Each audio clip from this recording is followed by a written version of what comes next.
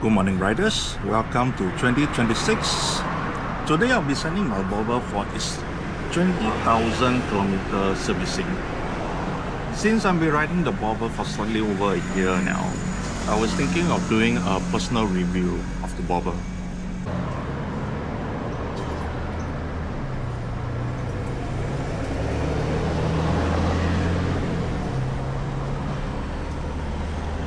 So, why do I choose the bobber?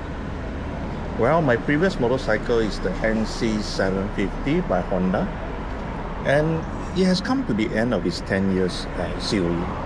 For those not familiar with Singapore system, Certificate of Entitlement, aka the COE, is a permit created by the Singapore government, which allows you to own and use Singapore registered vehicle for a period of 10 years. Upon the end of COE, you could choose to renew for another period of 10 years based on the current market price at the time. Or you could choose to either to scrap or export your vehicle. So with my NC750, my first motorcycle that I've been using for 10 years, with its COE coming to an end, I'm trying to figure out, should I renew or get something new?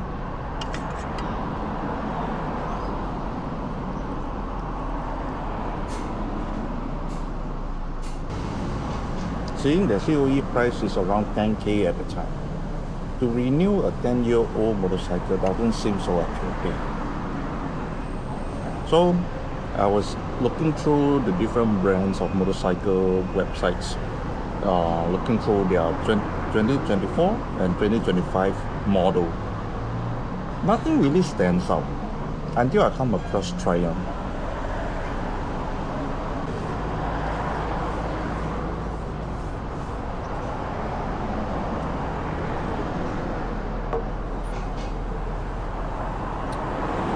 So with that, I start looking at review videos on YouTube.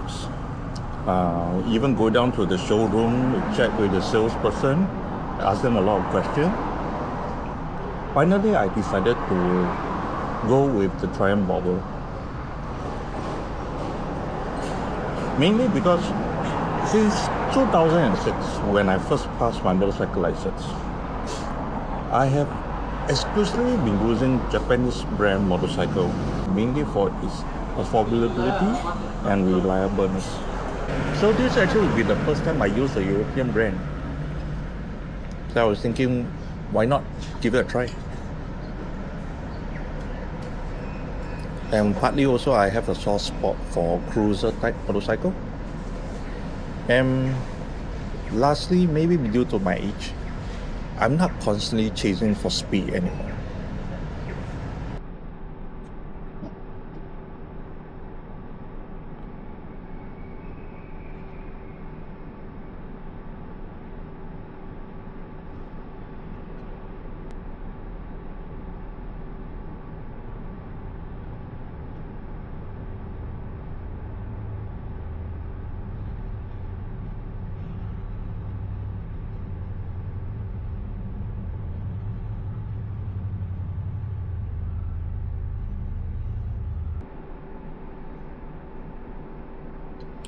So what do I like about the bobber after a year of using it? Well, for one, the main attraction will be looks. The looks is classic looking, and it has a unique floating seat compared to the rest of the modern motorcycle. Yet, it has nice flat looking tires, simple bobber style. And this is the only motorcycle I own that random strangers will stop, take a second look, and even voice out. Such a nice looking motorcycle. The sound of the original stock exhaust already sound good compared to other motorcycles, where a lot of Singapore riders would change the aftermarket exhaust option. The engine is designed for high torque, which is nice to be able to pull away from traffic even at gear 2 or gear 3. Overtaking has been effortless but not scary fast.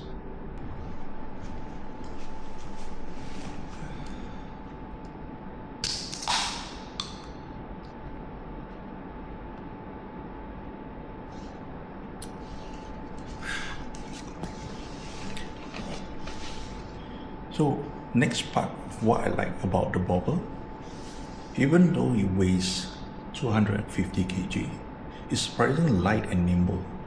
And it's quite a confident boost to be able to flat foot with both legs. Out of the factory, the ability to fully customize the bobber is there, if you are keen to invest in that area. If not, I find a fully stocked bobber is already good enough to enjoy riding with. Lastly, cruise control. Even though it's a simple design, it has made long distance traveling much easier.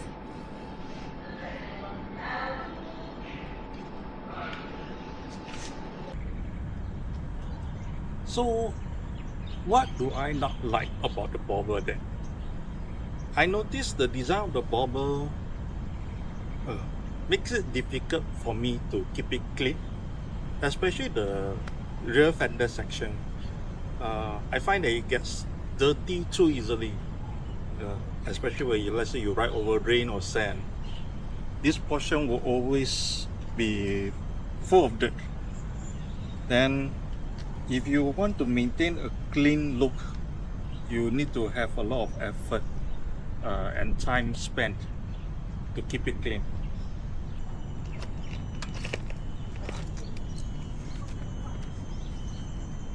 Then next up, a lot of bobber riders complain that board seat is a bit too uncomfortable. Initially, I don't have this issue, partly because due to my smaller frame. But I noticed that if you encounter potholes or those very hard speed bumps, you'll feel a sudden jolt through your tailbone. Next, I find the body position needs time to get used to it. Well, especially when you're used to gripping the tank with your thighs. Due to the slim bobber fuel tank design, it means that if you were to bend your knees to grip the tank, you have to bend it inwards from both sides. Naturally, it should be like straight, and it just feels like you're not gripping the tank, and you lose a bit of control in terms of maneuvering your bike. The other thing I do not like about the bobber will be the lack of luggage space. As you notice, it is due to the floating seat design, there is no pillion seat for you to tie down a luggage if you were to go on a long trip. Yes, you can actually install side panels, but by installing the side panels, the height would minimize the floating seat design, which is something I do not like. So it's either you can go with a backpack setup, or you can put up a tank bag. Then tank bag, if you want to run a magnetic tank bag, you run the risk of scratching your fuel tank. Next, what I do not like.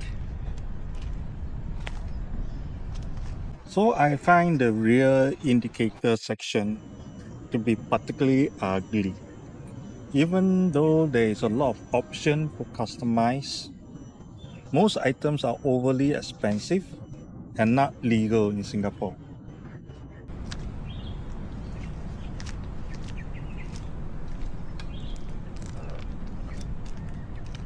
So, would I buy the bobber again if given the choice? I would say yes. I find that ever since I got the bobber, I'm more keen to attend more motorcycle events and road trips. And the Triumph riders in Singapore is a friendly bunch. It makes me feel welcome in the motorcycle community. And also I feel whenever I park my motorcycle, I tend to look back and admire my bike compared to all the other motorcycles that I owned before. I'm excited for what 2026 might bring. May 2026 and beyond brings you more wonderful memories. Until then, remember to enjoy your ride.